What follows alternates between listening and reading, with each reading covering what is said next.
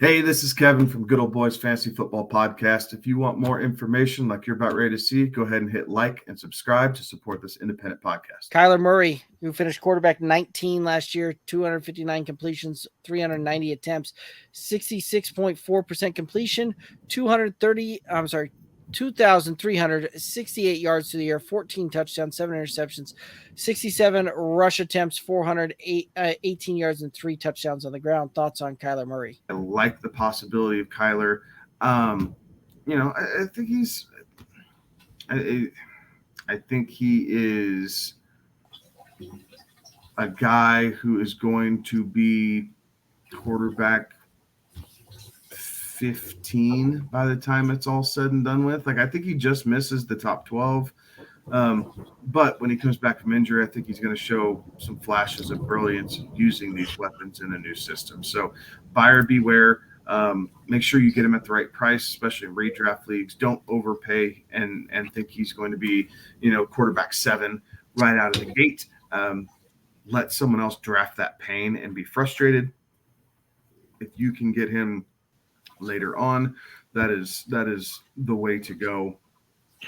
To Kyler, I think there's going to be a lot of people that take him at a price that's too high for where he's going to finish. I think you need to be careful about where you get him.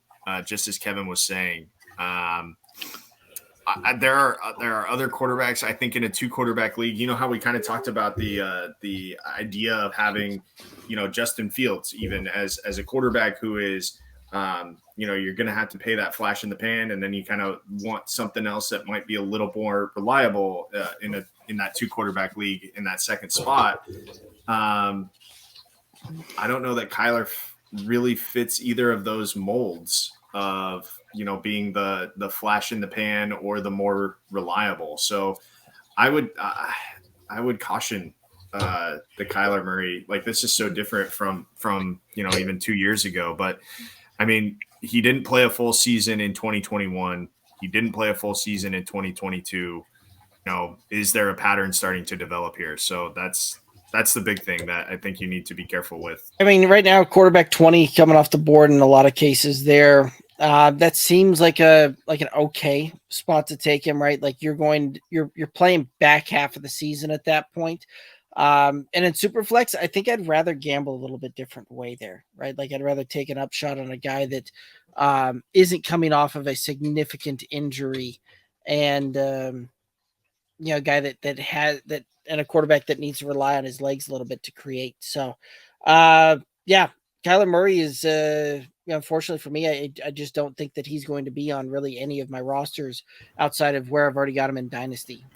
I'll go that route there, but for Superflex, I'll probably kick that can down the road until next year.